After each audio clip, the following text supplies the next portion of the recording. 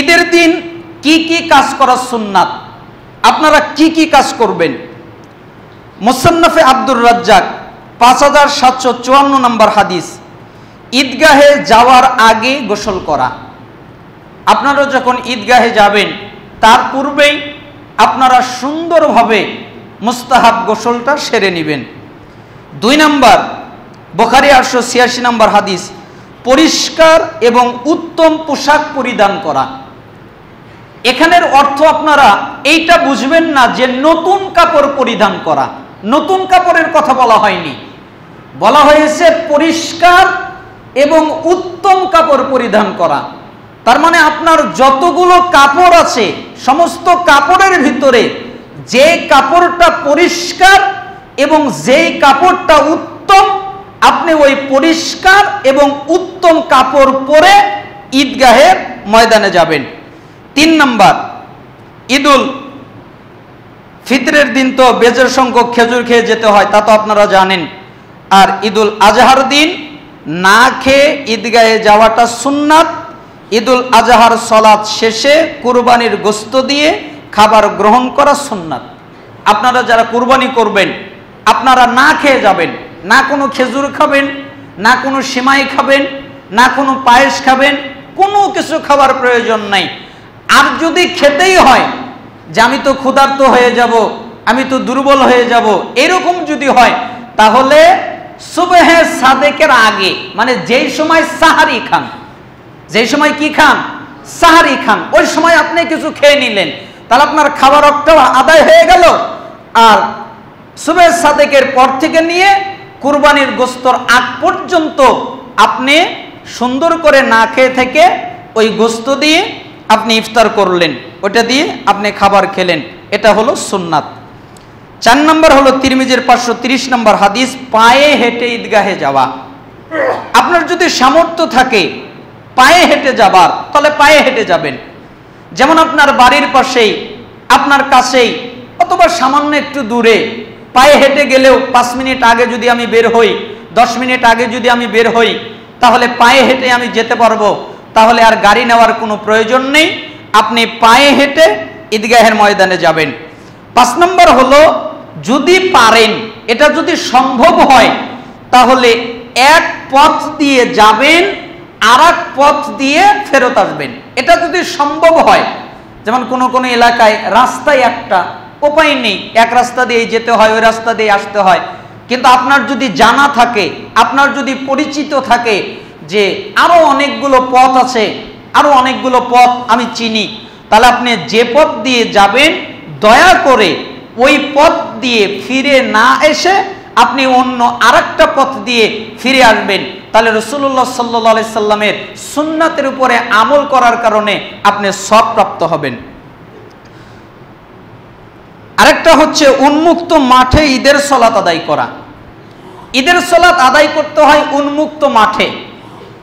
আপনি বলতে পারেন যে হারামে, কাবায় তো উন্মুক্ত মাঠের ব্যবস্থা নেই। আসলে সেখানে পাহাড়, বিভিন্ন পরিস্থিতির কারণে, মাঠের ব্যবস্থা না থাকার কারণে তারা মসজিদে সালাত আদায় করেন।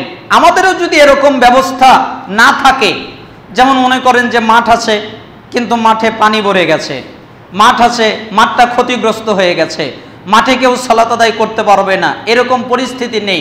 এইরকম অবস্থা যদি হয়, অথবা খুব পরিমাণ বৃষ্টি হয়েছে, বৃষ্টির কারণে বাইরে দাঁড়ানো সম্ভব হচ্ছে না, এই সমস্ত ক্ষেত্রে মসজিদে সালাত আদায় করতে পারবে, অনুমতি আছে। বুখারীর 956 নম্বর হাদিস।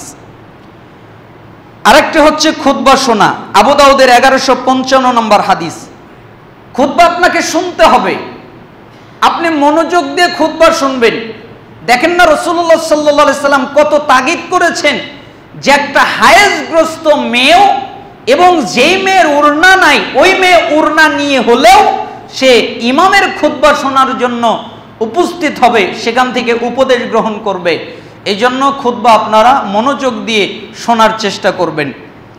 ঈদের শুভেচ্ছা জানানো, একজন আরেকজনকে তাকাব্বালাল্লাহু মিন্না ওয়া মিনকা, তাকাব্বালাল্লাহু মিন্না ওয়া মিনকুম, মানে বেশি সংখ্যককে, অল্প সংখ্যককে যেভাবেই হোক সাহাবাই কেরাম এইভাবে শুভেচ্ছা বিনিময় করতেন। আপনারা একজন আরেকজনকে শুভেচ্ছা জানাবেন, এটাও একটা সৌন্দর্য। 11 নম্বর হলো, এটা হলো একটা হারানো সুন্নাহ। এই সুন্নাহটা আমাদের মধ্যে জীবিত নাই। রাসূলুল্লাহ সাল্লাল্লাহু আলাইহি ওয়াসাল্লাম বলেছেন, কেউ যদি একটা মৃত সুন্নাতকে জিন্দা করে তাহলে রাসূলুল্লাহ সাল্লাল্লাহু আলাইহি ওয়াসাল্লাম বলেছেন আল্লাহ তাকে 50 জন শহীদের সওয়াব দান করেন। এজন্য মৃত সুন্নাতকে জিন্দা করতে হবে। এই হাদিসটা ইবনু মাজার 1293 নম্বর হাদিস, যে রাসূল সাল্লাল্লাহু আলাইহি ওয়াসাল্লাম যখন ঈদগাহ থেকে বাড়িতে আসতেন তখন বাড়িতে ফিরেই তিনি প্রথমে 2 রাকাত সালাত আদায় করতেন। তার মানে আপনি যখন বাড়িতে যাবেন, ঈদের আগেও ঈদের ময়দানে কোনো সালাত নাই, ঈদের পরেও ঈদের ময়দানে কোনো সালাত নাই, কিন্তু মসজিদ যদি হয় তাহলে মসজিদে ঢুকলে যেহেতু মসজিদে ঢোকার 2 রাকাত সালাত আদায় করতে হয়, শুধু ওইটা পড়ার অনুমতি আছে, কিন্তু সালাতের পরে অতিরিক্ত আর কোনো সালাত নাই, ওইটা শুধু দুখুলুল মসজিদের অনুমতিটা আছে। আর যখন আপনি বাড়িতে যাবেন তখন আপনি বাড়িতে গিয়ে 2 রাকাত সুন্নাত আদায় করবেন। এটা হলো মৃত সুন্নাত। আল্লাহ সুবহানাহু ওয়া তাআলা আমাদেরকে এই সুন্নাতের উপরে আমল করার তৌফিক দান করুন। আমরা বলছিলাম ঈদের দিন কি কি কাজ করা সুন্নাত। এবার আমরা বলবো ঈদের দিনে কি কি বর্জন করাটা জরুরি। এই কাজগুলো আমাদেরকে বর্জন করতে হবে। ঈদের কল্যাণ হাসিলের জন্য কি ধরনের কাজ থেকে সতর্ক থাকা উচিত আমরা কোরআন এবং হাদিসের আলোকে সংক্ষিপ্তভাবে জেনে নেই। 1 নম্বর, অমুসলিমদের সাথে সামঞ্জস্যপূর্ণ পোশাক পরিধান করা যাবে না, তাদের মতো আচরণ করা যাবে না।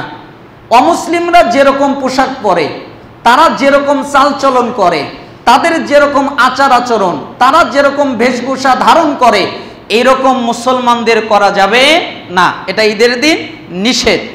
ছেলেরা মেয়েদের এবং মেয়েরা ছেলেদের বেশ ধারণ করতে পারবে না। ছেলেরা মেয়েদের পোশাক, মেয়েরা ছেলেদের পোশাক এটা পরতে পারবে না।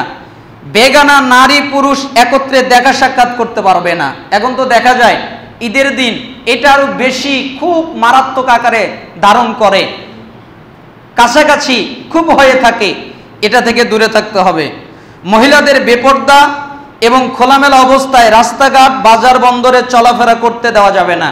যা মা আজকে ঈদের দিন, যা একটু মার্কেটে গেলে কি আর হবে, একটু মেলায় গেলে কি আর হবে, যা আজকে ঈদের দিন, আনন্দের দিন, যা একটু বান্ধবীর বাসায় যা, যা একটু অমুকের বাসায় যা। না, এরকম করা যাবে না, উচিত হবে না। গান বাদ্য করা যাবে না, সিনেমা করা যাবে না, নাটক করা যাবে না, সিনেমা নাটক দেখা যাবে না। মানুষ মনে করে যে ঈদের দিন মানে সিনেমা দেখা, ঈদের দিন মানে নাটক দেখা, ঈদের দিন মানে সিনেমা করা, ঈদের দিন মানে নাটক করা, ঈদের দিন মানে গান বাজনা বাদ্যযন্ত্র এগুলো বাজানো, ঈদের দিন মানে সামিয়ানা তৈরি করে ওর নিচে অনেক কিছু করা, অনেক কিছু তৈরি করা, তৈরি করার পরে নাচ গান করা, আরো অনেক কিছু তারা করে। এটা করা যাবে না। এবং কি ঈদের কেনাকাটা এবং আনন্দ আয়োজনে মাত্রাতিরিক্ত অপচয় অপব্যয় করা যাবে না। এটা কোরআনের আয়াত, সূরা ইসরা 26 নম্বর আয়াতের মধ্যে আল্লাহ নিষেধ করে দিয়েছেন। তার মানে আপনি অতিরিক্ত অপচয় করতে পারবেন না। আপনার জামাই একটা লাগবে একটাই নেন, আপনার 2টা লাগবে 2টা নেন, কিন্তু আপনার প্রয়োজনের অতিরিক্ত নিয়ে অপচয় করার কোনো প্রয়োজন নেই। এটা ইসলাম নিষেধ করেছেন।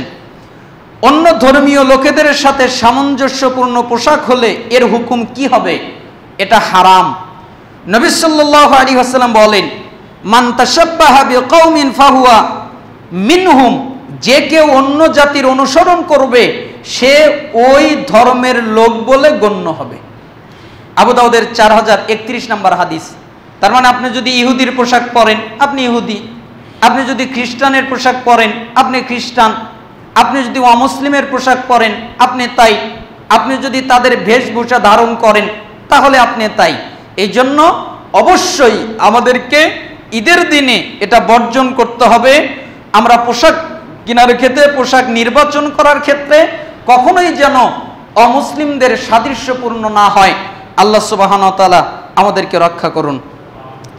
আরো অনেক মাসালা রয়ে গিয়েছিল, সময়ের ব্যবধানে পরিপূর্ণ মাসালা বলতে না পারা আমি দুঃখিত, আপনারা ক্ষমা সুন্দর দৃষ্টিতে দেখবেন। যতটুকু আমরা বলেছি আল্লাহ সুবহানাহু ওয়া তাআলা আমাদেরকে আমল করার তৌফিক দান করুন।